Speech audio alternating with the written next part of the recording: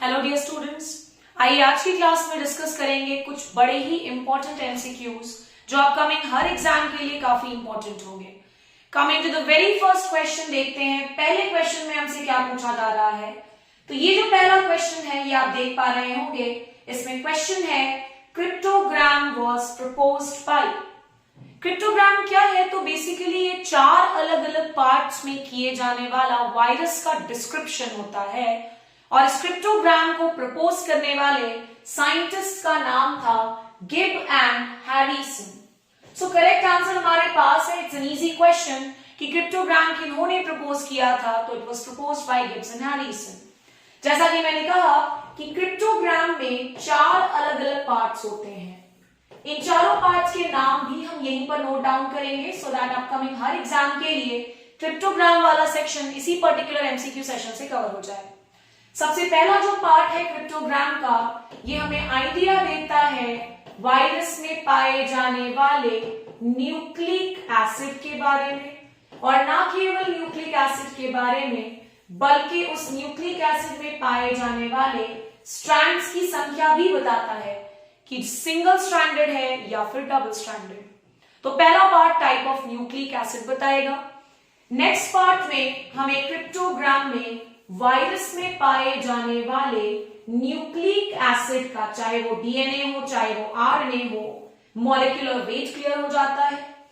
तीसरे पार्ट में हमें पता चल जाता है आउटलाइन ऑफ न्यूक्लियो कैप्सिड। जैसा कि आप सभी बच्चे जानते हैं कि वायरस का जो न्यूक्लिक एसिड होता है वो एनक्लोज्ड होता है एक प्रोटीन कवरिंग में which is known as capsid. तो साथ में न्यूक्लिक एसिड और कैप्सिड को हम न्यूक्लियो कैप्सिड बोलते हैं। इस न्यूक्लियो कैप्सिड का आउटलाइन क्रिप्टोग्राम का तीसरा पार्ट बताता है, और आउटलाइन में हमें जनरली ये पता चलता है कि जो न्यूक्लियो कैप्सिड वाला पार्ट है क्या वो स्मूथ है, क्या वो एनवेलप्ड है। Last but not the least जो चौथा पार्ट है क्रिप्टोग्राम का, ये हमें इंफॉर्म करता है about kind of host infected, यानी वायरस का इन्फेक्शन किस होस्ट पर हुआ है, इस चीज का अंदाजा हमें मिल जाता है from the fourth part of cryptogram. यानी वायरस ने प्लांट पर अटैक किया है तो प्लांट हो जाएगा काइंड ऑफ होस्ट इन्फेक्टेड। इसके बाद coming to the next question, आइए देखते हैं नेक्स्ट क्वेश्चन हमसे क्या पूछ रहा है। नेक्स्ट क्वेश्चन में पूछा जा रहा है LPP is a group of, पहले ऑप्शन में है mycophage, the next option is cyanophage, तीसरा ऑप्शन है coliphage and the last option is none of the above. तो आपको मैं बता दूं कि LPP is basically a group of cyanophages. और सायानोफाजेस क्या होते हैं? तो सायानोफाजेस ऐसे वायरसेस होते हैं जो सायानोबैक्टीरिया पर अटैक करते हैं, और इन सायानोफाजेस की डिस्कवरी करने वाले दो काफी इंपॉर्टेंट नाम हैं Safferman and Morris. Safferman and Morris discovered cyanophage. Mycophage की डिस्कवरी तो इनफैक्ट इंपॉर्टेंट नहीं है, लेकिन हाँ माइकोफाजेस क्या होते हैं ये जरूर पूछा जाता है। Mycophages are a group of viruses दो फंगस पर अटैक करते हैं। आप तीसरा ऑप्शन देख पा रहे होंगे कोलीफाज, और कोलीफाजेस जो है ये ऐसे ग्रुप ऑफ वायरसेस होते हैं जो ई कोलाई बैक्टीरिया पर अटैक करते हैं। Coming to the next question, आइए देख लेते हैं नेक्स्ट क्वेश्चन में हमसे क्या पूछा जा रहा है। सो तीसरा क्वेश्चन जो है ये है ट्रैक्टर के न्यूमेरिकल क्वेश्चन पर बेस्ड। क्वेश्चन पूछ रहा है D is equals to C minus S divided by L into H। ध्यान रखिएगा ये LH के बीच में एक इंटू का भी साइन है, यानी मल्टीप्लाई हो रहा है। क्वेश्चन पूछ रहा है D हमें क्या बताता है? क्या ये डेप्रिसिएशन बताता है, क्या ये डॉकेज बताएगा, क्या ये ड्राई वेट बताता है, या फिर नन ऑफ द अबव। तो आपको बता दूं कि D स्टैंड्स फॉर डेप्रिसिएशन।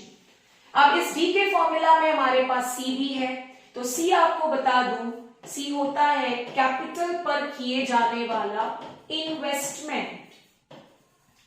इसके बाद S का मतलब है salvage value, S stands for salvage value. L क्या है? तो L is basically life of tractor, और H क्या है बच्चों? तो H is working hour of the tractor. So D is equals to, सबसे पहले तो फॉर्मूला याद कर लें, C minus S divided by L into H, and D stands for depreciation. इसके बाद हम आ जाते हैं 4th नंबर के क्वेश्चन पर। आइए देख लेते हैं 4th नंबर के क्वेश्चन में हमसे क्या पूछा जा रहा है। क्वेश्चन है मीसो इज प्रिपेयर्ड फ्रॉम। तो आपको बता दूं कि मीसो जो है it is prepared from soybean, साथ ही साथ टोफू भी is prepared from soybean. Tofu is also a product which is prepared from soybean. इस साल के SRF PhD फ्रूट साइंस के एंट्रेंस में एक बड़ा ही अच्छा क्वेश्चन देखने को मिला था, और ये क्या था ये देख लेते हैं। क्वेश्चन पूछा था raki. Raki is a product which is prepared from which particular crop. तो राकी जो है it is basically prepared from grapes. तो मीसो सोयाबीन, टोफू भी soybean, and raki is prepared from grapes. Coming to the next question, आइए देख लेते हैं 5th number के क्वेश्चन में हमसे क्या पूछा गया है। 5th नंबर का क्वेश्चन है bloody bread is caused by। अब ये bloody bread क्या है आप सोच रहे होंगे। तो बेसिकली एक बैक्टीरिया के अटैक के कारण बहुत बार ब्रेड पर रेड कलर के धब्बे या स्पॉट्स देखे जाते हैं, और इसी प्रॉब्लम को हम ब्लडी ब्रेड बोलते हैं। क्वेश्चन में ऑप्शंस देख लेते हैं क्या क्या है। ऑप्शंस है सिराटिया, सिराटिया के बाद Enterobacter, Aspergillus and none of the above. तो answer will be Serratia. Serratia के कारण ब्लड में एक प्रॉब्लम नजर आता है which is called as bloody bread. Coming to the next question, आइए देख लेते हैं नेक्स्ट क्वेश्चन में क्या पूछा जा रहा है। ये इंजीनियरिंग वाले सेक्शन से पूछा गया क्वेश्चन है power of an engine is measured by hydrometer, dynamometer, lysimeter and none of the above. तो ध्यान रखिएगा कि power of an engine is measured by dynamometer. ये नया क्वेश्चन होगा, काफी सारे एग्जाम्स में हालांकि ये पूछा जा चुका है और अपकमिंग एग्जाम्स के लिए भी इंपॉर्टेंट हो जाता है। कमिंग टू 7th नंबर का क्वेश्चन, क्वेश्चन में पूछ रहा है family biogas plant is of the capacity. Biogas plants के अलग अलग मॉडल्स हैं और अलग अलग कैपेसिटी के आधार पर बायोगैस प्लांट्स को डिवाइड किया जाता है। फैमिली बायोगैस प्लांट एक बहुत ही स्मॉल कैपेसिटी का बायोगैस प्लांट होता है जिसमें ऑन एन एवरेज 2 से 3 मीटर क्यूब ऑफ बायोगैस का प्रोडक्शन किया जा सकता है। आइए साथ ही साथ जान लेते हैं कुछ और बायोगैस प्लांट्स के मॉडल, जैसे कि केवीआईसी टाइप, साथ ही साथ बायोगैस प्लांट मॉडल एक और इंपॉर्टेंट है Janata type, and last but not the least we have Deenbandhu biogas plant model.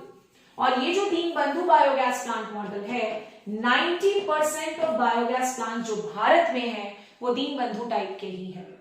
तो ये 4 प्रकार के फैमिली, दीनबंधु, जनता और केवीआईसी बायोगैस प्लांट्स ध्यान में रखिएगा। आ जाते हैं नेक्स्ट इंपॉर्टेंट क्वेश्चन पर। आइए देख लेते हैं नेक्स्ट क्वेश्चन में हमसे क्या पूछा जा रहा है। नेक्स्ट क्वेश्चन है ignition temperature of biogas in degree Celsius is. Ignition temperature वो टेम्परेचर होता है जिस चीज पर कोई चीज जिस टेम्परेचर पर कोई चीज जलना शुरू करती है। तो आपको बता दूं कि बायोगैस जो है इसका ignition temperature is around 700 degree Celsius. Biogas is basically a mixture of 2 important gases, एक है मीथेन, एक है CO2। ऐसा नहीं है कि बायोगैस में और कोई गैस नहीं होता है, लेकिन मेनली मीथेन और कार्बन डाइऑक्साइड। और इग्निशन टेम्परेचर क्या है बायोगैस का, तो इट इज 700 डिग्री सेल्सियस। साथ ही साथ आप ये भी याद रख लें कि कैलोरीफिक वैल्यू ऑफ बायोगैस भी काफी इंपॉर्टेंट क्वेश्चन है, और इसका आंसर मैं आप सभी से कमेंट्स और मैसेज में चाहूंगी कि बायोगैस का कैलोरीफिक वैल्यू क्या होता है। कैलोरीफिक वैल्यू बेसिकली किसी चीज के जलने के बाद अमाउंट ऑफ एनर्जी को हम कैलोरीफिक वैल्यू बोलते हैं। आइए इसके बाद हम आ जाते हैं नेक्स्ट इंपॉर्टेंट क्वेश्चन पर। नेक्स्ट क्वेश्चन क्या पूछा जा रहा है इसको देख लेते हैं। 9th नंबर के क्वेश्चन पर पूछ रहा है पाप्रिका किसके फ्रूट्स को बोलते हैं। Capsicum annuum, Borassus, Cocos, all of the above. तो बोरासस तो बेसिकली पाल्मीरा पाम है, पाल्मीरा पाम।